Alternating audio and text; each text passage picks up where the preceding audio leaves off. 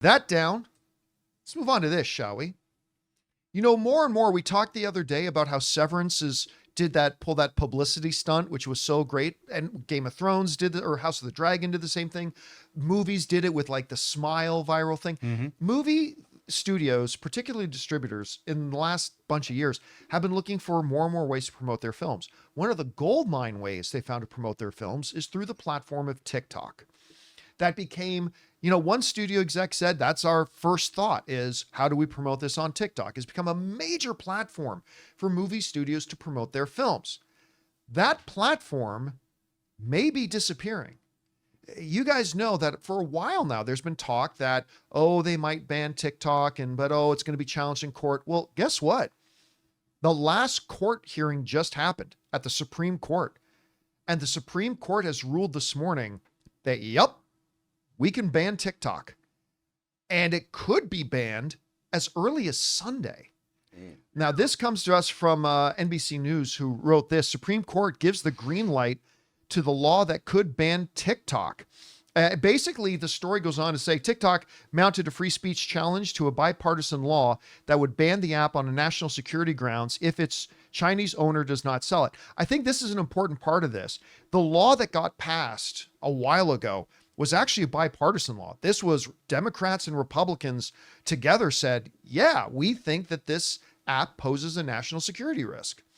And they passed a law to force. Now, the basic idea was this. China, or the company that owns TikTok, had to either sell the company or have it get banned in the United States.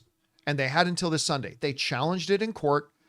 They lost every court case, finally came to the Supreme Court. And it should also be noted that every single justice on the Supreme Court, both the liberal and the conservative ones, it was unanimous. They all said, this law is good. It can go into effect. Now, that doesn't mean that it will go into effect on Sunday. It could. Now, the current administration has said that they're not going to ban it themselves because the day after the ban is set to go into effect is the day the new administration takes over. So the current administration has put out a press statement saying, we're glad about the Supreme Court ruling, but we recognize that since this is going to be on the last day of the administration's authority, this needs to now be an issue decided by the next administration, which takes over on Monday. And there's been no indication yet about what may happen there. So literally on Sunday, you could go and open up your TikTok app and have it not work.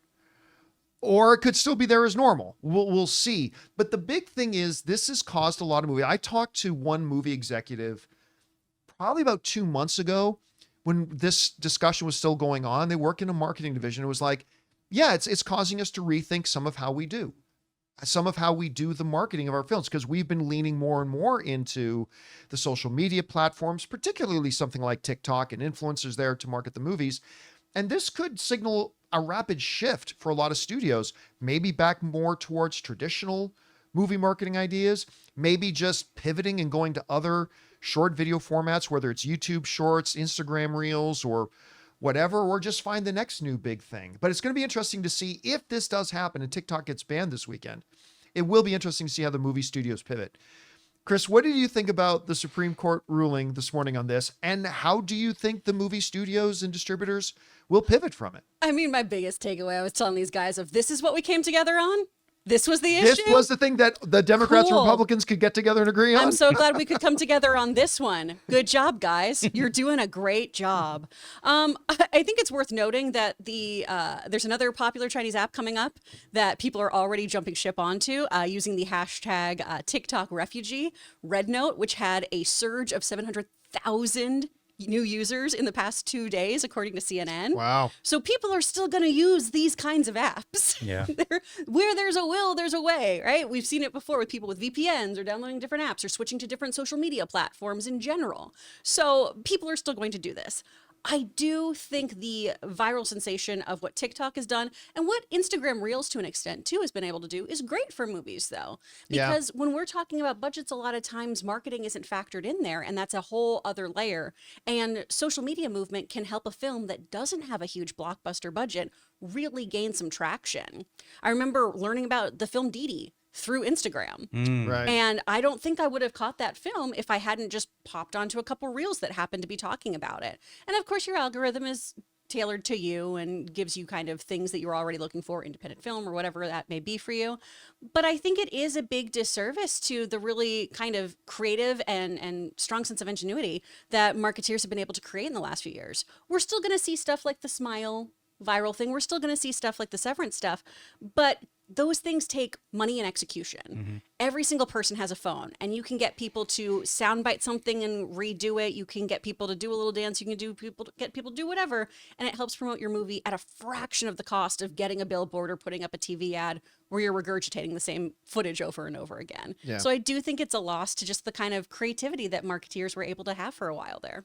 Now, I've seen a bunch of people saying, well, wait a minute, why are they doing this? The basic underlying thing for this was that there was a concern that the company that owns TikTok is not only a Chinese company, but is very much controlled by the Chinese government. Yes. And they collect all the personal data of American citizens. And the Senate and the Congress and the Democrats and the Republicans, they all said, that's not a good thing. We don't think that's good for our national security, that an adversarial foreign nation is collecting all the personal data of our citizens, and we need to stop it. That's why they're saying, hey, TikTok is fine if you sell it. If you sell it to somebody else so it's not under control of the Chinese government. I'm not saying whether they're right or wrong to feel that way. I'm just saying that was their rationale. That's what was behind them wanting to do this. Now, right now, the new administration coming in they've only said they haven't decided whether or not they're going to ban it or not. So the current administration is saying, we're not going to ban it ourselves on Sunday because that's our last day in power, and it really falls to the next administration to make that decision. And the next administration is saying, yeah, we might, but we're not sure yet. We're still going to look at it and figure out if we're going to ban it. But what has happened though is, as of Sunday, the Supreme Court has cleared the way. The government can just turn it off.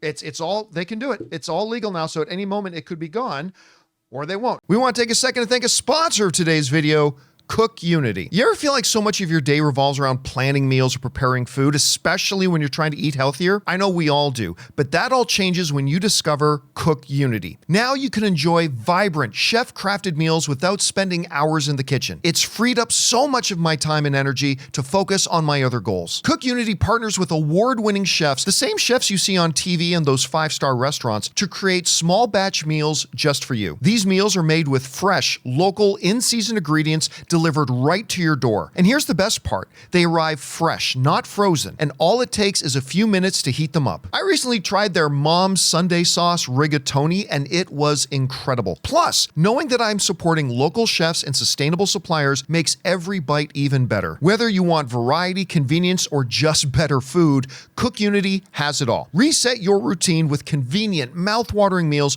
crafted with local ingredients by award-winning chefs. Go to cookunity.com/Campea or enter the code Campea before checkout for 50% off your first week. That's 50% off your first week by using the code Campea or by going to cookunity.com/Campea. Anyway, guys, question is for you. What do you think about this? I mean, as far as average user goes, I don't know what the big deal is.